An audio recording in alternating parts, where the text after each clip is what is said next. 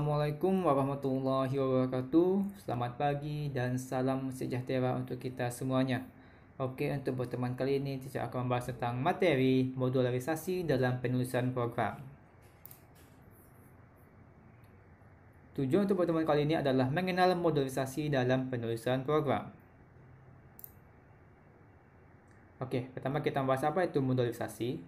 Modularisasi adalah proses membagi sebuah program menjadi modul-modul di mana setiap modul memiliki satu fungsi yang spesifik biasanya.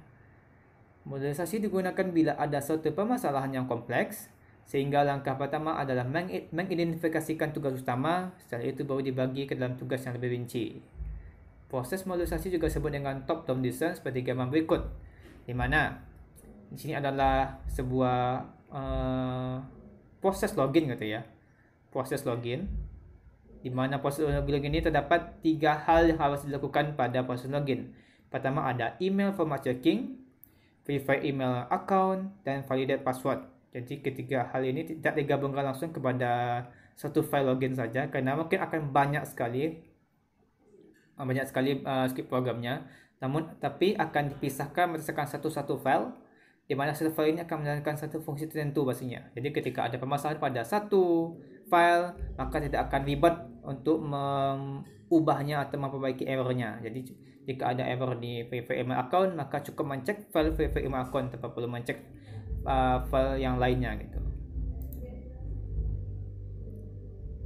Keuntungan modularisasi. Pertama, ease of understanding, mudah dipahami. Pastinya setiap modul hanya melaksanakan satu fungsi. Jadi Anda tidak ribet melihat script programnya karena sana hanya ada satu fungsinya saja gitu. Yang kedua, reusable code.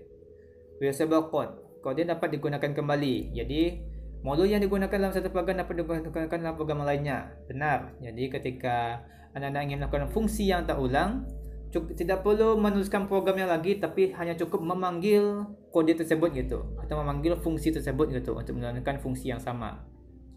Yang ketiga, elimination of redundancy, menghindari pengulangan. Ya betul, di mana mengurangi penulisan algoritma yang sama. Jadi ketika Anda tidak perlu mengulang-ulang program itu lagi, daripada menumpuk banyak script pemrograman, cukup satu file saja yang menampung fungsi yang sama gitu. Yang keempat adalah efficiency of maintenance, di mana proses maintenance lebih efisien, iaitu kerana modul bersifat self-contained gitu, hanya satu bagian itu, dan apabila ada perubahan tidak akan mempengaruhi modul lainnya.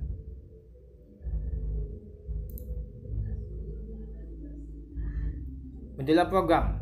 Apa itu modular program? Modular program merupakan memecahkan algoritma ke dalam algoritma yang lebih kecil atau modul. Itu adalah modular program. Modul yang dibentuk mempunyai kesatuan tugas atau fungsi maupun kesatuan proses prosedur.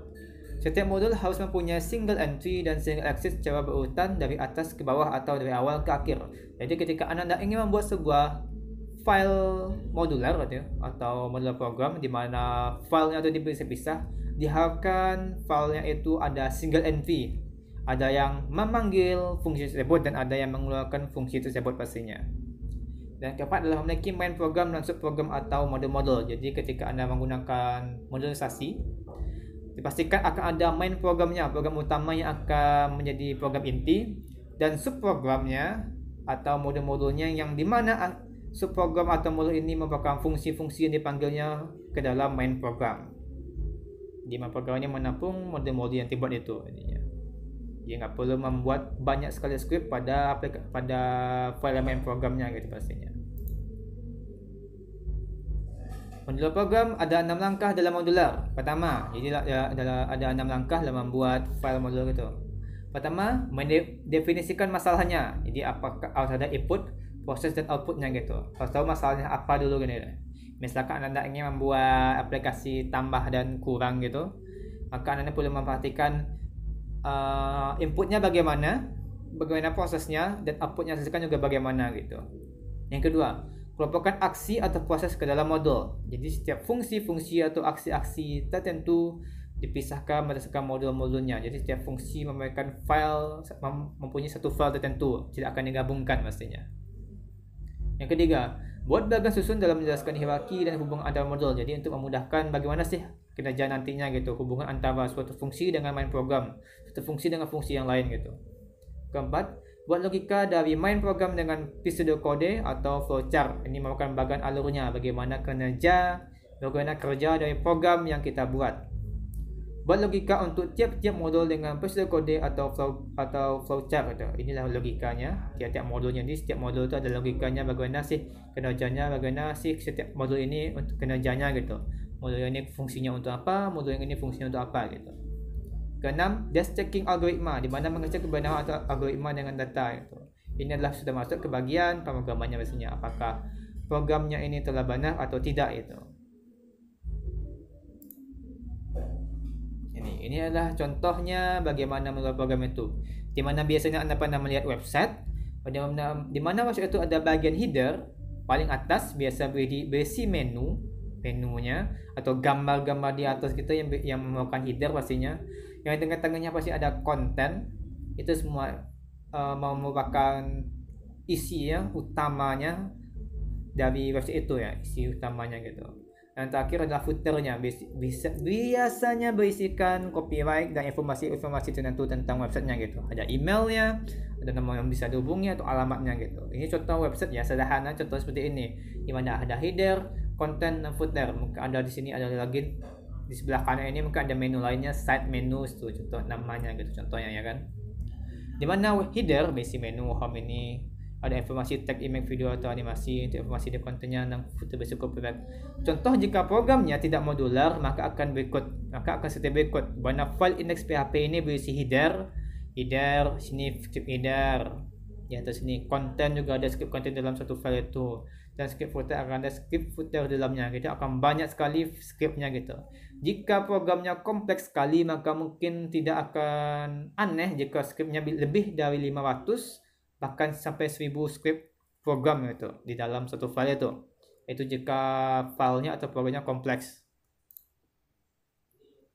Nah, inilah contoh modulisasinya, di mana indeks PHP tadi di mana ada header dalamnya, konten juga dalamnya, dan juga footer dalamnya, maka akan dilakukan proses modulisasi, di mana main indeks PHP ini, main programnya, jadi inilah indeks PHP berubah menjadi main programnya, di mana cukup memanggil header, memanggil konten, dan memanggil footer. Ini akan ada scriptnya nanti dengan model PHP misalnya, yaitu ada bisa menggunakan includes, require, includes once, atau require once. Ini digunakan untuk memanggil file di luar file index, dan juga digunakan untuk memanggil fungsi di luar file indexnya, file utamanya gitu.